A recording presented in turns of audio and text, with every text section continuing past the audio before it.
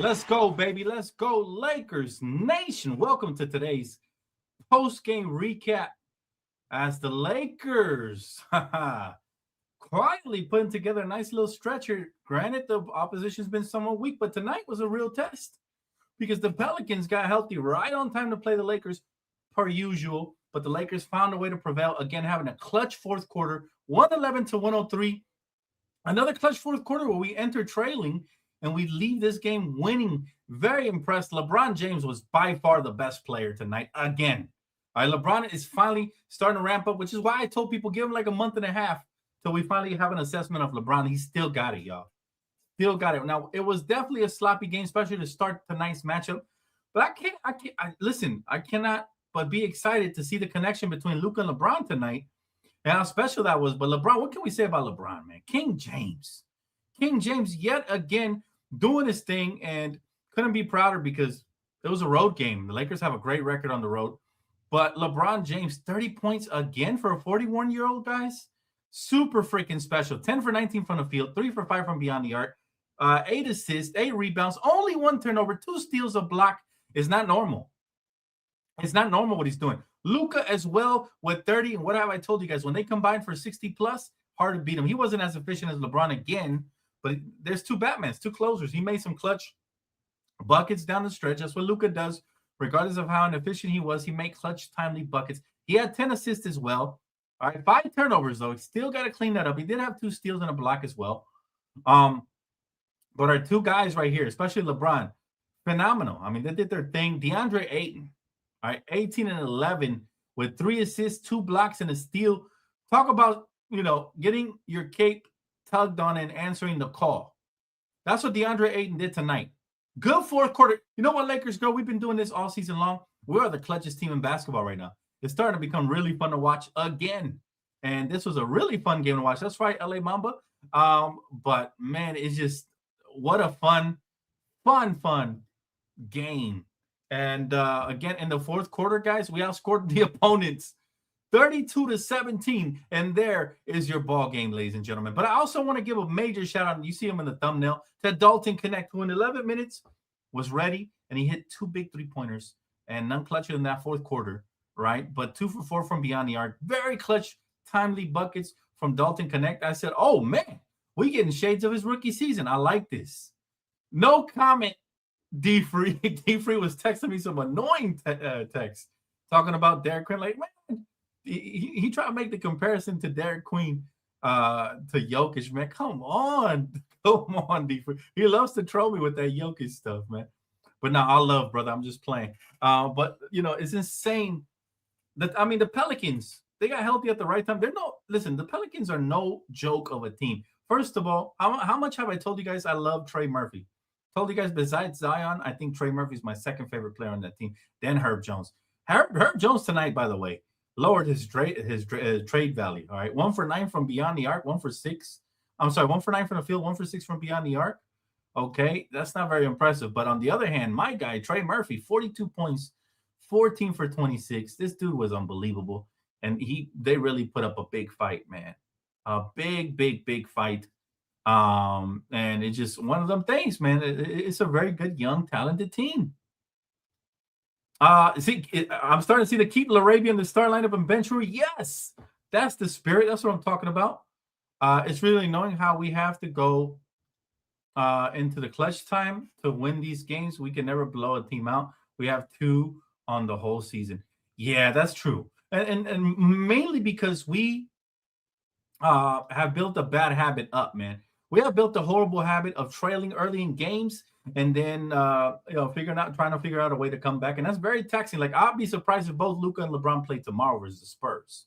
But yes, good thing is that the Spurs lost and we continue to make up ground just like we predicted it would happen a week ago, right? We predicted the Lakers had a golden opportunity to go on a little run here based on our schedule. And right now we're currently sitting pretty at third in the West behind San Antonio. 23 and 11, 12 games over 500. San Antonio's 14 games over 500. So we need to beat them tomorrow. If we beat them tomorrow, we leapfrog them for number 2 in the West, which is where I've been predicting all year that the Lakers will be. But man, yeah, LeBron James has been special. Kimmy Cole, absolutely. Absolutely. And it's just, again, the Lakers finding out ways to win. I know people are not going to want to give us credit, but yeah, have y'all noticed something? A lot of people said LeBron and Luca couldn't coexist. Where are those people in the chat right now? We're talking about two of the most cerebral players of all time. They can definitely coexist. It might take time. I told you guys it'd be ugly sometimes. Remember, I said give us like 1 or 2 months after LeBron comes back, it's going to get ugly sometimes. But once they gel, and this is, to me, I think they're still scratching the surface on the gelling. They have to when both of those guys go for 30, we're virtually unstoppable. And of course, the role players have to step up. Again, Ayton was tremendous tonight with a double-double. Other guys got to step up as well, right? And they did. They have been doing that. They have been tremendous. Like Ayton, again, this is his best game he's had in a minute. All right, 18, 11 rebounds, 3 assists, 2 blocks, and a steal. Perfect. And Jake, even though Jake didn't have a great scoring night, Jake finds a way to make himself useful defensively, man. Defensively, he had 5 rebounds and 2 steals as well. I love Jake defensively. He needs to stay in the starting lineup, just like we've been saying. Marcus Smart. What can we say about Marcus Smart? Sometimes he makes a pass that doesn't live up to his name. He had 4 turnovers tonight, right? But he had 13 points, 3 for 7 from beyond the arc, providing to be a spark there. 6 rebounds and 4 assists as well as a steal and a block. Marcus Smart. I mean, he is an X factor for us, especially when he's knocking down shots. It's very fun to watch, man. This team, again, coming together. What can we say about Vanderbilt? Vanderbilt, guys. Vanderbilt is so crucial to this unit. He's a spark plug. Defensively, he jumps the passing lanes beautifully. What can we say about Jared Vanderbilt, man? He's just a defensive anchor, an energy guy. He grabs boards and he makes hustle plays. His stats were modest, right? But his impact showed, especially in key moments, right? He made a running layup, adding quick points in transition, converted a 1-foot layup assisted by LeBron James, which was part of a flush sequence. And then, he provided an assist to Dalton on a 27-foot 3-point shot, showcasing that he can play make at the forward spot. Vando is just a utility player, and I'm glad he's back with the unit and playing major minutes. Now, I'm worried about one thing, and we got to talk about this. Let's see. D3 said Pelicans can have the bones of the team that will be good in a couple of years. Got to keep their pieces. You think so? I wouldn't. I will blow it up, man. I feel like we've been saying that about the Pelicans since they drafted Zion, man. Since they drafted Zion. King James still a top 10, even at 41. That's crazy. And that is going to be his biggest claim to the GOAT conversation, just how his longevity, man. His longevity. Appreciate you, Kimiko. Thank you.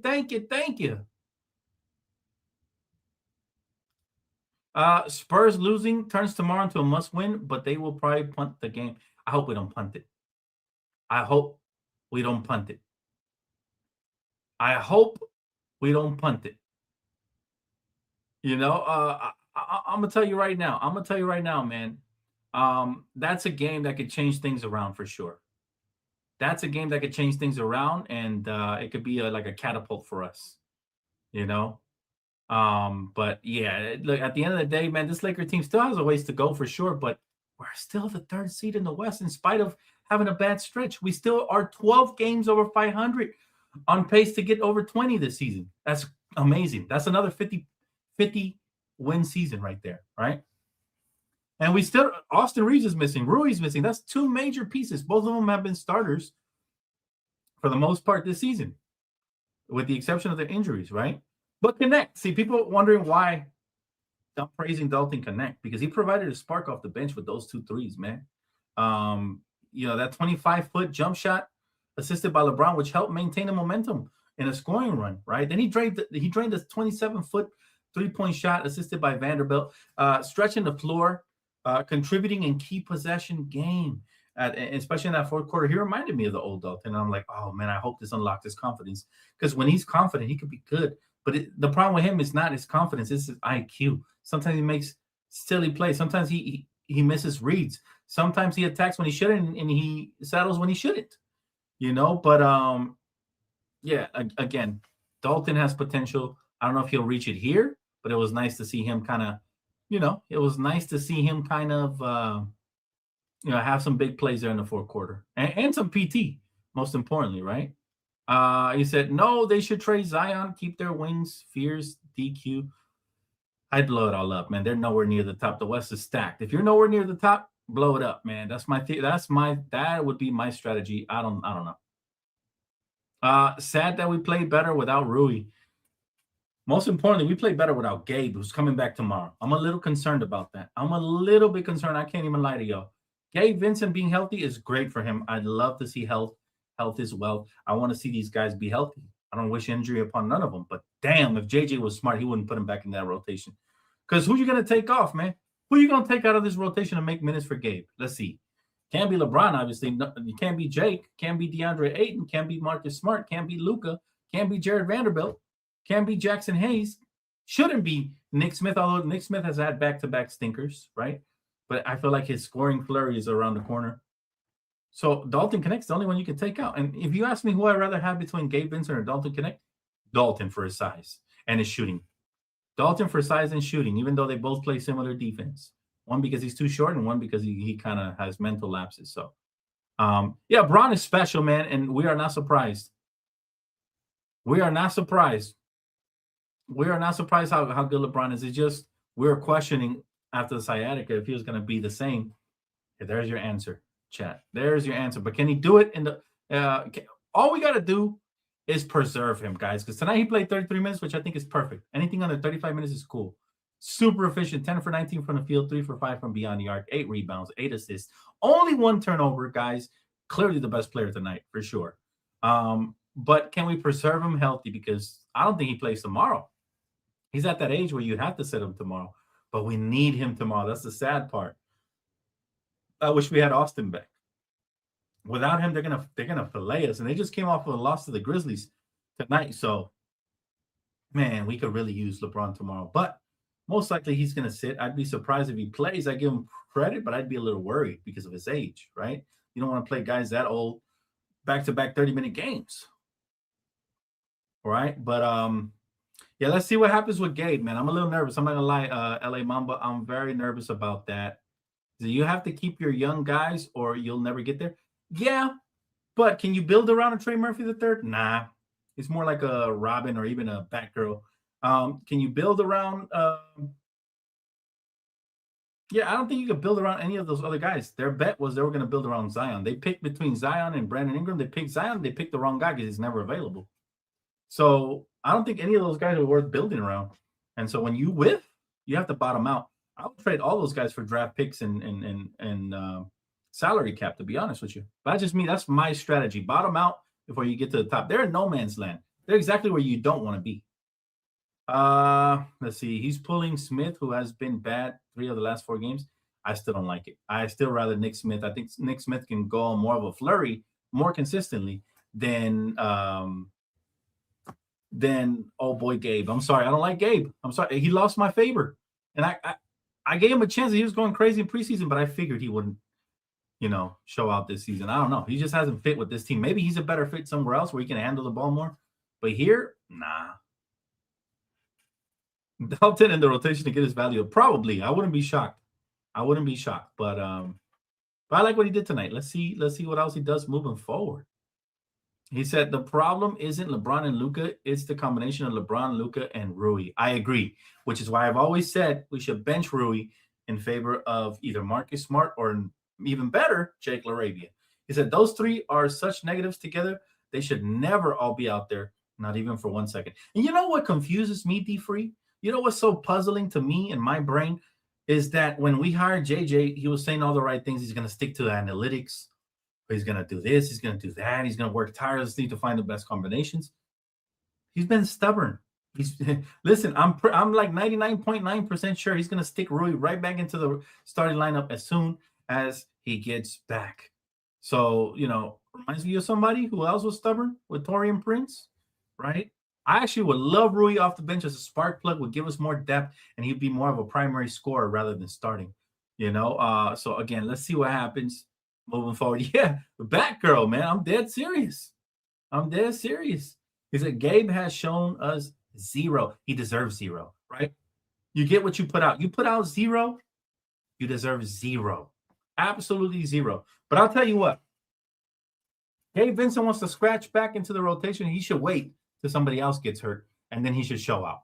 That's the only way I would give him an entry back. It's not for lack of effort, it's for lack of size with him, right? Him and Trae Young both look the same size, even though they're not, but they both look identical. All right. And they both shoot identical, except one is effective and the other one isn't. Okay. We got the bootleg Trae Young with Gabe Vincent. So again, I'm gonna tell you this. As far as Gabe Vincent goes, I'm done with him. If he gets PT, he better make the most of it. But I really hope he doesn't. I'm telling you, we've looked so much better without him. And that always happens. We look better without somebody, and then here comes the stubborn old mule coach throwing them out there and just ruining whatever we had going. So hopefully that doesn't happen. But yeah, even though Nick Smith has been kind of bad the last couple games, I would still like for him to have the opportunity because he's young. He can grow with these opportunities. Gabe Vincent is who he is. Gabe Vincent is who he is. And my favorite thing about him getting healthy is that he's going to be eligible for trades. So I'm glad he's back, but I can't wait for him to get shipped out. You know what I'm saying? It's like that Simpsons meme when he comes inside and then he goes outside. Like that. That's what it reminds me of. Let's see. I just realized that it's harder job than he thought due to politics. JJ realized it's a harder job than he thought due to politics. Well, yeah, I'm sure Rui doesn't want to come off the bench. I'm sure Rui does not want to come off the bench because it's a contract year for him, if I'm not mistaken. So everybody wants to be a part of the main lineup. They don't want to hurt their value, but should have played better, man. JJ more annoying than Ham because he's stubborn with two guys. That's true. And that's Gabe Vincent and Rui. You're absolutely right, D-Free.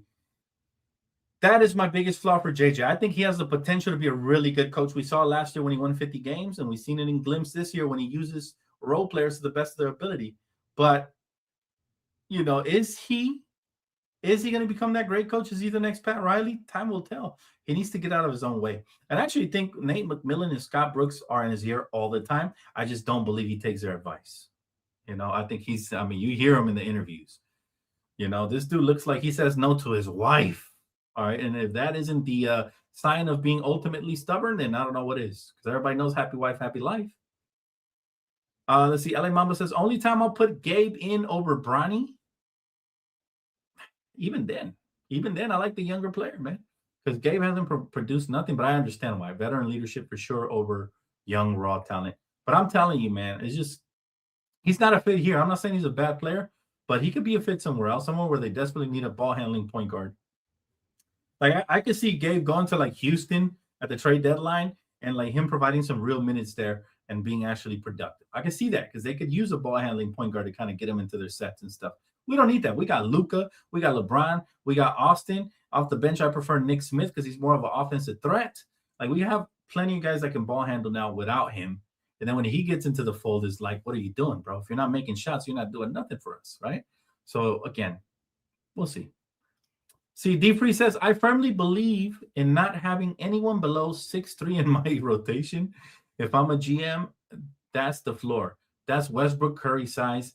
He said, I can't go any smaller today, especially not for Gabe shit sense. Oh, man. Yeah, look, listen, man. You're absolutely right. I'm with you, man. I'm with you. I'm 110% with you. Unless we had Trae Young, I'm with you. And since we don't have Trae Young, we got the dollar discount version. No, we're not making exceptions. And tonight there was some lineups out there where most guys were 6'6" and up. And there was one guard out there. I like those lineups. The size is king in the modern NBA. Athleticism, size, and youth are king in the modern NBA for sure. JJ has a huge ego. He said, I don't think he likes to be wrong. Sometimes you can be your worst enemy. It's okay to be wrong, ladies and gentlemen. No matter what profession you're in, it's okay to be wrong because that's how you learn. That's how you correct your course of actions. If you're always right in your mind, but in reality you're wrong, and everybody else can see it, but you can't, you're your biggest enemy. You're your number one biggest enemy. It's okay to be wrong. There's nothing wrong with that. We're all human. We all make mistakes. But if you can't adapt to those mistakes, then that's where the real problem lies. That's when you become a loser because you're so not used to adapting to your surroundings. Solo says, I honestly believe that AR, Bron, Luca shouldn't be on the floor together for long stretches. You may have a point. Time will tell. I honestly believe that those three would be fine if you plugged in somebody like Vandal there at the 4 with Ayton, or you plugged in somebody like Jake LaRavia there at any position. just to kind of have more of a defensive versatility. But you might be onto something. And I said it when we traded for Luca that I wouldn't mind Austin coming off the bench. However, Austin has had a breakout year that I would be surprised that they bring him off the bench at this point because of the numbers he's putting up. And I'd be okay with staggering their minutes too, so long as they're all finishing games at the end. No updates yet. We should have an update in a couple of weeks, man. It's only been like what, a week and a half since we lost Austin, so we still got at least 2.5 more weeks of that. 2.5 more weeks of that. Keith, so playback shut down, unfortunately, and I announced it on here. I guess you missed the announcement. They completely shut down for the time being. I don't know if they'll ever come back, but if they do, I will be the first to tell you. But for now, make sure you guys follow my second channel, Primetime TV. All you got to do is scroll down to them on the main channel, and you'll see Primetime TV. We're having watch parties there together. Regardless, we had a phenomenal one tonight, so make sure you guys tap in. It's always a blast with you guys there. But yeah, unfortunately, playback, one of the greatest apps of all time, shut down without any explanation, without any reason. It must have been a financial issue, but yeah, they're completely gone for now. I hope that one day they return because the app is still there. When you click on the app, it's still there.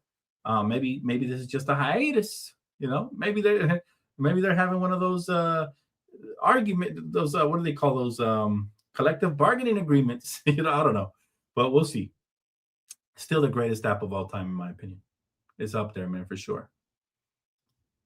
Let's see. I think those three can play together just fine, but you will need Vanderbilt, the defensive center, something DeAndre isn't. Oh, shots fired. Shots fired. Yeah, that is a bummer. Yeah, playback is down. But Primetime TV is where it's at, man. A lot of great content there. We even game over there at night sometimes. It is where it's at. And thank you, Kimiko. Look, timely Kimiko. Kimiko. Post the link again. Look, it's not me. People thought it was me. Post the link again so people can see. Primetime TV. That's where it's at. I'm telling y'all right now. Thank you, Kimiko. Thank you. There you go. That'll kill off the naysayers. I hope Rob targeting Ayo and Jalen Smith from the Bulls. Bruh. I'm sorry, Kimiko. Hey, listen, Kimiko. Trolls. Trolls gonna troll. But I appreciate you for shutting down the trolls for sure. Yeah. Just something minor that happened in the stream earlier, but hey, you just proved the trolls wrong. But there you have it. Primetime TV, guys. Make sure you guys tap in. It's kind of like playback TV, kind of like it. But a little different. Okay, we don't have the VIP passes anymore. Let's see. Prince says the media really just waited for the Lakers to have a bad streak to drop them in their power rankings to number 16, but put the Flippers at 17. Yeah, hey, listen, man. Bomber's pockets are deep, man. Bomber's pockets are deep. I don't know if you guys noticed, but ever since Bomber bought the team, Clippers always in the top something. Clippers always where they don't deserve to be. They went on a little 3-4 game win streak, and all of a sudden they're in the top or, outside of the bottom 20. Nah. But it is what it is, man. Hey, let them underestimate this. I think that's the best place the Lakers can be on. In a position where you're underestimated and you just prove the rest of the world wrong. Regardless, if you look at the standings, we're still at the top and they're still at the bottom. So they can say whatever they want, but the Lakers are still a top 3 team in the West as we speak, chat. As we speak. Matter of fact, let me pull it up. Because it looks nicer on screen. Okay? It looks way nicer on screen. Here we have it. Lakers, top 3 in the West, 23-11. Right on the heels of the San Antonio Spurs, who are 25-11. Meanwhile, the Flippers, 13-22. So it's a joke that they would have us in the power rankings just one spot above them. That is an absolute joke. I don't care if they're 7-3 in their last 10 games. Lakers are 6-4, and we hold a better record. We hold the better players. We hold the better fans. I mean, we hold the better everything. We hold the better everything. So we shouldn't even be in the same conversation as them.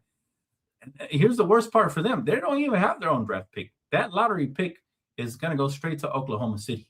Okay? So they're a disgrace to the community, to the city, and to the NBA. And honestly, I wish that they could just, give them to Seattle. Seattle could really use an NBA team because the Thunder were wrongfully taken away from Seattle, man. They were the Seattle Supersonics back then. And I never thought that fan base deserved to get a team taken away. Now, the Clippers, they deserve to get that team taken away and never reversed again because there only needs to be one team per city. Okay, and everybody knows this is Laker City. So it is what it is. But at the end of the day, man, let them keep glazing the Clippers and let them keep trashing the Lakers because I think that's fuel to our fire. We're going to keep proving teams wrong. Mind you, we're on a 3-game winning streak. We're 3-0 in 2026, ladies and gentlemen. 3-0 in 2026. So we're starting the right way. We're starting the right way. Yeah.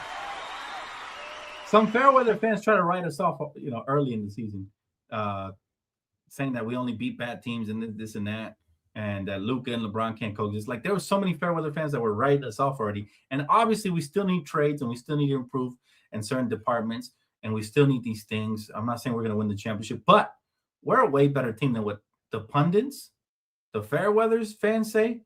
The player fans slash haters say about some of our players. We're a lot better than what they give us credit for. And mind you, we've been winning without most of our roster for about 90% of the season, because either in the beginning LeBron was injured, then Luca got hurt, now Austin's hurt. It's like they all taking turns getting hurt. Okay, that's where we have been this season. But somehow we have found a way to be 12 games over 500, which is really damn good. I don't care who you ask. That's really good. Okay, 12 games over 500 is exactly what the doctors ordered. And top 3 in the West for now, maybe even more, but we keep winning. Tomorrow's game is going to be very crucial. I'm not going to talk about it here. But again, we're getting contributions for everybody. LeBron, 30+. Luca, 30+. DeAndre Ayton, 18. Marcus Smart, 13. Right? Like, we're getting contributions from the necessary pieces for sure. And it's awesome to watch. And you got to give the coaching staff, the players, and everybody credit. And, we're starting to get some synergy. And it's becoming fun to watch again. But 111 to 103 versus the Pelicans. I think we are now 3-0 on the Pelicans' heads, man. I think that this season we're 3-0. We haven't lost to them, which is good news. The more we win, the better versus this mediocre franchise. But tomorrow, we got a real team that's going to be an absolute problem. That's the Spurs, all right? Spurs currently number 2 in the West, and they have the identical record to us, 6-4 in the last 10. And this is a team that is 25-11, and they have now shown up. They have arrived. And I told everybody early in the season, that is the scariest team in the NBA for me, because they're so young and we don't know what their ceiling looks like. They're going to continue to get better. Wemby is one of the true faces of the NBA. And that's a scary, scary team. And they lost to Memphis tonight, but Wemby was coming off the bench. They lost to Memphis. Let's see. Let's see what happens.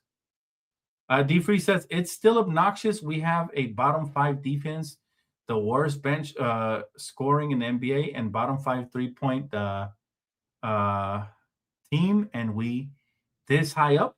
Exactly. And that leads me to my next point. We have so many categories where we can improve on, and we're still this high up. Exactly, which makes us one of the most dangerous teams in the NBA, because if we make the right trades and right moves to get us trending in the right direction on defensive end, it's not like we don't have defensive players, guys. It's not like the Lakers don't have pieces that can absolutely lock up. We have Marcus Smart, who has been an absolute steal for us this season, just like we predicted he would be. We have DeAndre Ayton, who's a part-time defender, but he still averages about 1.5 blocks a game, right? We got Vando, who's an absolute clamp artist. We got my guy Jake LaRavia, who's become such a great revelation for this team this season. And again, tonight he didn't have a good offensive scoring night, but at 24 years old, 6'7", 235 pounds, this kid is an absolute steal for the price. For $6 million a year, what he's bringing to the table, and LeBron is a part-time defender. When he shows up, it's really dangerous. And Jackson Hayes can defend from the weak side. We have pieces that can most definitely put up a big fight against anybody in a 7-game series. However, we'll feel a lot better if we can just plug up some holes and just, some of the deficiencies we have off the bench, whether it's scoring, some of the wing versatility. Like we have, for example, we have Vando, who's all defense, and then we got Rui, who's all offense. Imagine if you can splice them both together and you get a perfect wing player, right? Somebody like that, if we could trade for it, would be nice. A Wiggins type, Herb Jones type, even though he had a shitty game tonight. Them type of players. If you can get one of those guys, and you'll be way better off, right? Obviously, but we have some needs. Backup big, I still think would be nice.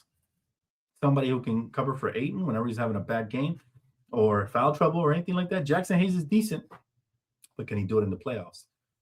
Last year, he was an atrocity in the playoffs, so I still don't feel so safe just by having him there. Maxi Kleber, can't really count on him because he's available for about 5 minutes a season. Okay, so we're going to need somebody more of a reliable than Maxi Kleber. Like Maxi Kleber's 33, You would think he was 43 and LeBron was 33 with the way they play. Complete, like Maxi Kleber's made out of glass. I'm convinced. Somebody got to check him out. But I'm convinced he's made out of glass. This man is always injured. So again, I need somebody better, somebody who can for sure be reliable there at the backup big man, in my opinion, when DeAndre goes to the bench, gets in foul trouble, or isn't having a good game. It would be nice to plug in somebody nice right there. And we're going to talk about it more. I promise to drop content, trade deadline videos, just like we did last year. Those were a lot of fun and all that, man. Just keep hitting that like button, keep supporting. And for now, I'm going to go ahead and take you guys' questions, your comments, and your concerns, because I think I got everything off my chest I had to say about tonight's game, about where we stand, and where I see us going in the future. Let's see. My guy said Maxi is more like 53, bro. I don't know what's up with Maxi Kleber. He's been injured from the moment we acquired him, and it's like, come on, bro. It's been a while. You should have healed up already. What's going on? Herb Jones isn't a shooter, sadly, but he's a great defender, and he can knock it down. What I'll say about Herb Jones that I like better than Trey Murphy is just his rebounding and his defense. But if you really want a shooter, man, that Trey Murphy the third, man, he'd be nasty. Not saying they would trade him. I doubt they would, but he would be everything. He would be everything the Lakers needed and then some. Not scared of the Spurs? Well, when I say the Spurs are scary, I don't mean that as far as a matchup, because I still think if the Lakers faced them in a 7-game series, we could beat them just based off of our sheer star power and experience. But what I say about scary is nobody knows how far this team is going to go. Like, I'm sure a lot of teams don't want to see them in the first round. I'm sure. I'm certain. You've seen the way they've swept so far the Thunder, and they've brought them back down to reality. Okay? They have snapped the Oklahoma City Thunder out of whatever bubble dream that they had, completely bursted their bubble, man, and they have come back down to reality. In a sense, they've been losing a lot lately. So I'm having a lot of fun watching the Spurs play, because they are the next team in line that's going to be like the Thunder. It's very, very scary. Rui Vando hybrid is a $30 million wing. Yeah, for sure. But he'd be worth every penny. He'd be worth every penny. We need another Around the Hedges episode. I haven't done one, I know. But, guys, I've just been so busy. You mean Over the Hedge. Sorry, not Around the Hedge. Over the Hedge. And I'm going to do it. I'm going to do one real soon here. I'm going to bring you guys NBA Weekly back, Around the League. Shout out to my boy D Free. I'll probably hit him up first to be one of my main guests. Everything Over the Hedge. It's all coming back. Just, again, I've been moving, guys. I've literally been moving. And I've been so busy during the course of days, which is usually when I do these types of videos during the daytime or afternoon. And then and late at night, whenever I get free time, I've just been winding down and gaming with my girl, or just having a good time watching shows and movies.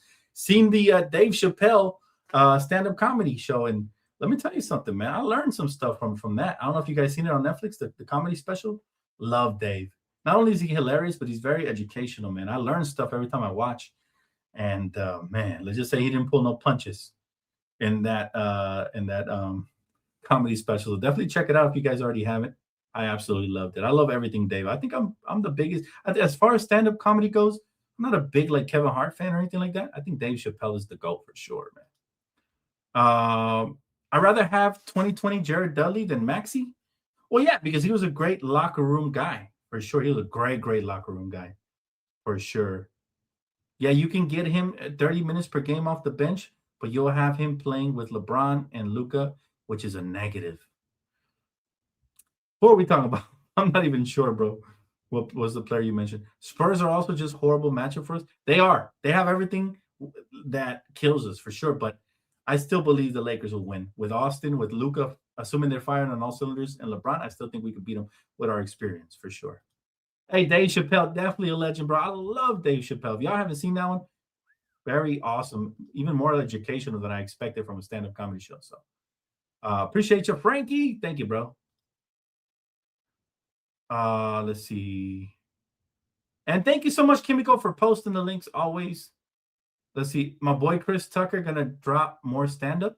Chris Tucker was so hilarious, especially skinny Chris Tucker, man.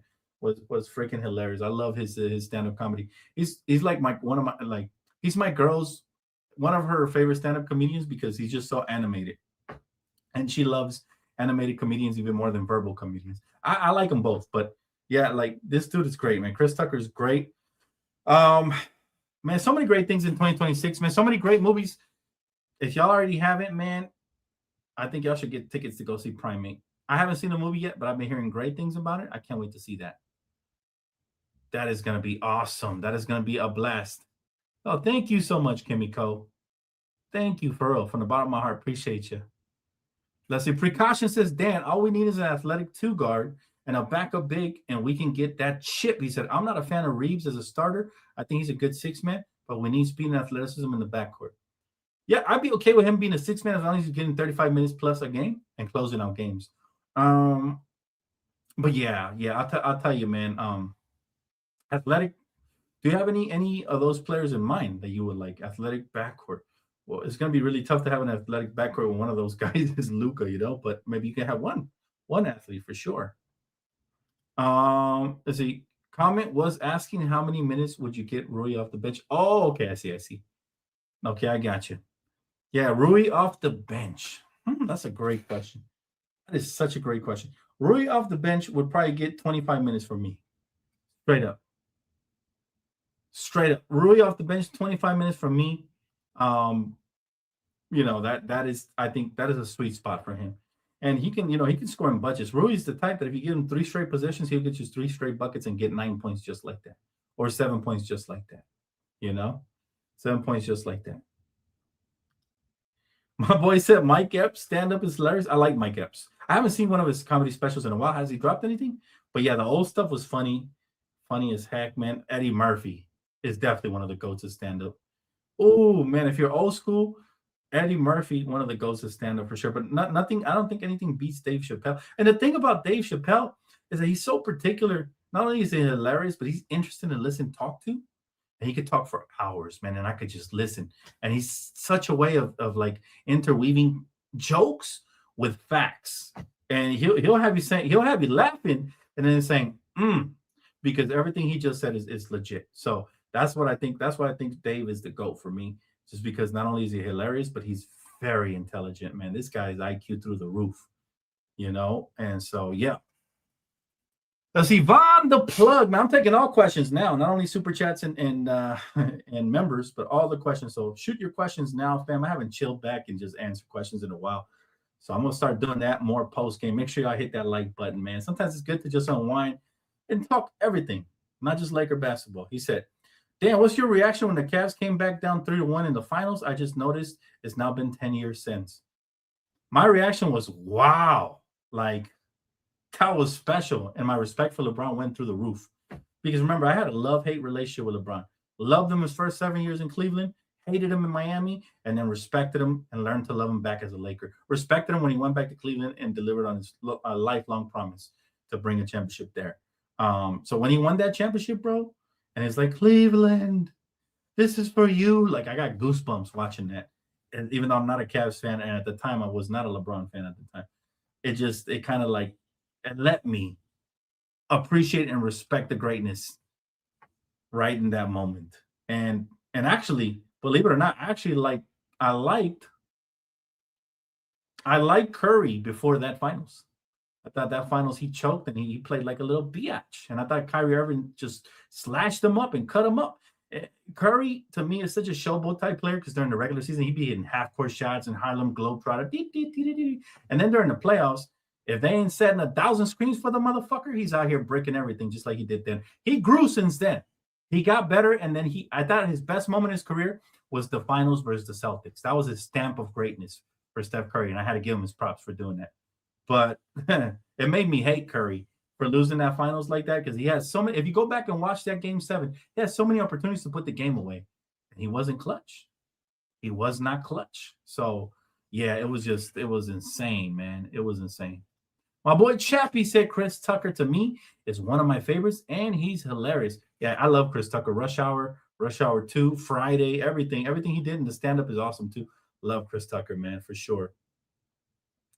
I got you guys, man. Hey, when I have free time, bro, I'll read everything. When I'm on a rush, I kind of just skim through, and obviously the super chats and the members are going to stand out more because they just have an emblem next to them when they comment. So I try to get to those first. But yeah, man, I appreciate you guys, man. Hey, it is a pleasure. Thank you guys for tuning in as always. Rip Eldon Campbell. Yes, sir. Absolutely, man. Respect to all the greats. Respect to everybody who came before. Curry was crying. Let me tell you something, man. That finals was very eye-opening to me. It just showed me how much better LeBron was than Steph Curry. Like, it really did.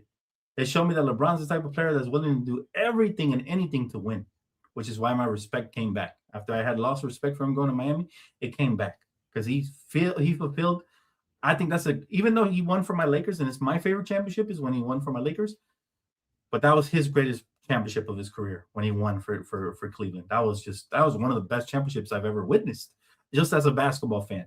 And so him doing that just definitely got me to give him all the love and respect after that. And when he came to the Lakers, I was really excited because I knew he would at least bring one here, and it was just nice. It was awesome, man. But yeah, it just it was such an eye-opening finals for me. That finals right there was so eye-opening, and they put everything in place for me. Like, Curry was trash from that moment on for me. Kyrie was elevated. Like, wow, Kyrie outplayed Curry in the finals. Amazing. Kyrie, you get all your flowers. LeBron, respect restored. Like, so many things happened in one final for me. Like, just my emotions were all over the place. Curry ruined the NBA with the three-pointers. Yeah, he did. He did, Laker Mike. I 110% agree. I've said that many times. I've been on the record. And now you hear even Kevin Durant say he ruined All-Star weekend with his stupid three-point shooting. He said it on the podcast. He didn't say it in those words, but he said it. And so, I felt vindicated because a lot of people just always used to call me a Curry hater, whatever. Call me what you want, but I'm a truth teller, man. The truth is that ain't no way in hell for all of us hoop heads that have been watching 20 plus years. This isn't for the juniors, so y'all stay out of this. But for the hoop heads who've been watching for 20 plus years, ain't no way in hell we're just going to accept Curry as a top 5 great when he's so one-dimensional. When his three isn't falling and his shot isn't falling, he ain't shit. You can't be a top 5 player of all time in that situation. You know what I'm saying? Like, you got to be well-rounded to be a top 5. My top 5 players they don't have a weakness like that. Curry's weakness is defense and to a certain degree rebounding, right? Because he's not a great rebounder either. You can't make a top 5 all time. And so it's only really the juniors and all the, the diaper dandies, in the words of Dick Vidal, that always elevate Curry where he doesn't belong. Curry's not in the conversation with Kobe. All right, so take that out of your mouth, first of all, or you lose all basketball credentials. He's not in a conversation with LeBron. He's not in a conversation with Jordan. He's not in a conversation with Kareem. He's not in a conversation with Magic. I'm sorry. You want to put him anywhere after those players? Be my guest. But, Steph Curry's probably the greatest individual shooter we've ever seen, which is great for him individually. But as far as elevating his team, his only finals MVPs versus Boston, and they were inexperienced. So it says a lot, man. It says a lot. And I absolutely love the fact that people are starting to wake up to that, People are starting to wake up to it, and, eventually everything will be restored.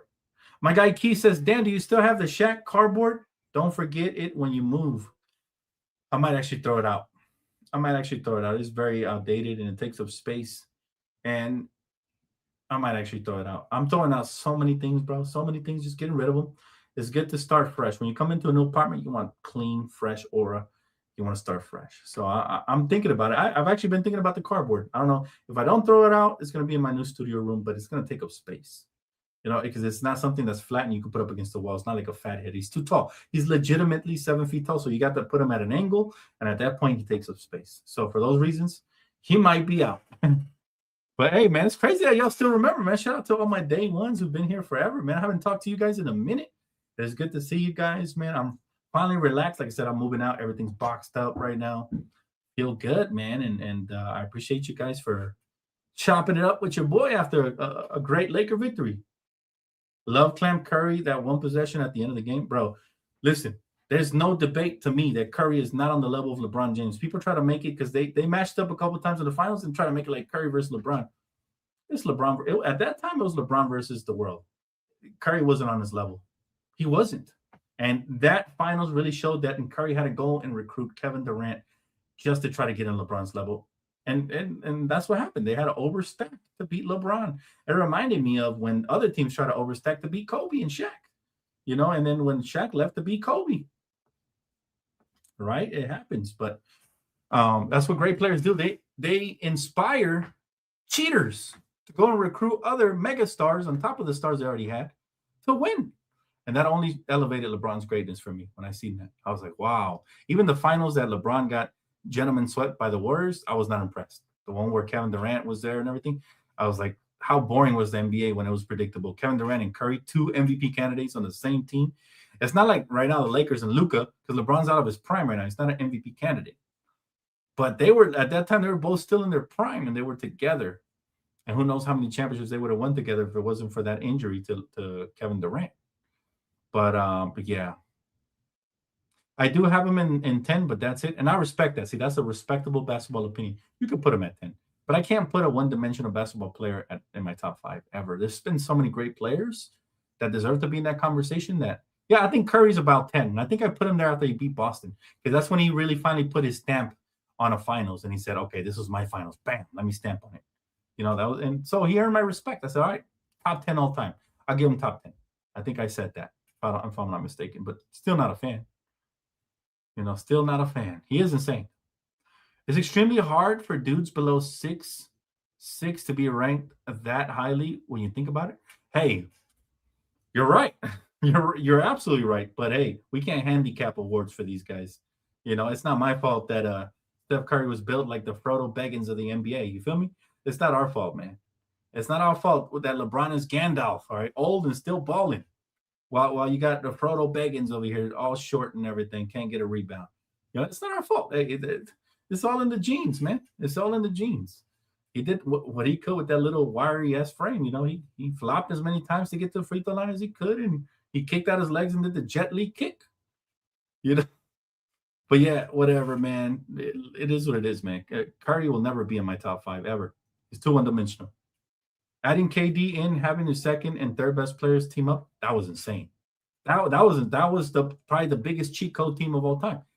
And I still wouldn't take them over the 2002, 2001 championship Lakers. That'll tell you everything you need to know. Because they were soft, if you ask me. Oh, that's a good point. Unless you're AI. Oh, my God. AI.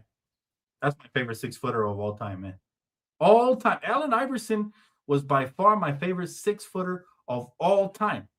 De todos los tiempos. Allen Iverson is my GOAT of 6-footers. And I say, well, Allen Iverson never won a championship.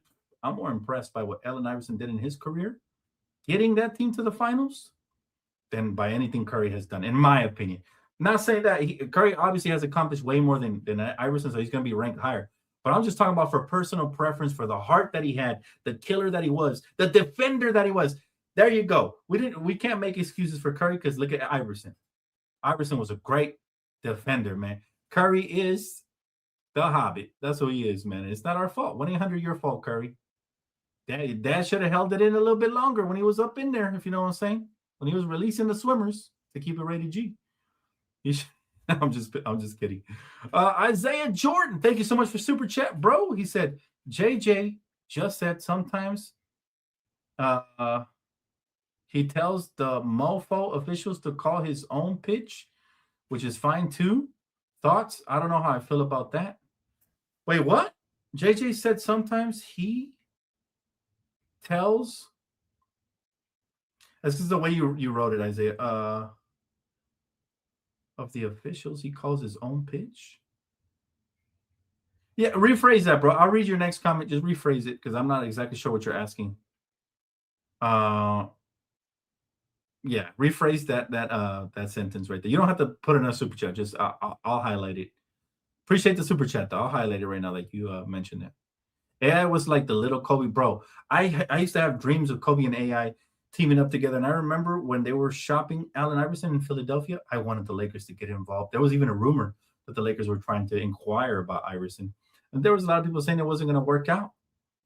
It would have worked out, man. It would have worked out. The NBA was not ready for AI and Kobe together. But if Carmelo and AI worked out together, they made it to the playoffs and they did some damage. AI and Kobe, man. You're talking about two fierce competitors, two-way players who can do a little bit of everything. Oh, that would have been so fun. And AI would still have some prime basketball left in him when he went to Denver. He still had some. Matter of fact, he was at the end of his prime when he went to Detroit, I believe. But oh man, Iverson and Kobe. Here it is. Here's your comment. Iverson and Kobe would have been special, I think. So LeBron tells me to F off. He calls his own pitch. Oh, Is that what he said? Oh, damn. So everything we speculated is true. That that JJ basically does not have command of LeBron James. Well, I mean, to be expected. I'm sure LeBron told a lot of coaches to fuck off. I'm sure he did. Excuse my French, but I'm sure he did. And it is what it is. Like I said, when you have a superstar of that magnitude, even Kobe Bryant had his issues with the great Phil Jackson. So they come with an ego for sure. Superstars come with an ego for sure. I mean, even non-stars. I mean, have you guys seen what's been going on with Draymond Green and Steve Kerr? Only because they've won championships together, they got to put up with each other. They don't like each other. They don't like each other. Maybe one day they'll learn to appreciate each other when it's all said and done. Right now, I'm sure Steve Kerr wants to come across and punch Draymond, but he knows he'll get his lights punched out. They don't like each other. They work together. They're co-workers, okay? But you can tell that Draymond has really made Steve Kerr pull out his hairs throughout those years, man. And I mean, I don't blame Steve Kerr because Draymond is a handful. Draymond is a crazy, cuckoo guy, man. And, the fact that he walked off to the locker room and everything, these stars and even non-stars are so entitled. So I'm not surprised, fam, at that point. I'm not surprised that LeBron would tell him to fuck off. It comes with the territory. When you're a coach, you got to put your big boy pants on and you got to tell him, you fuck off.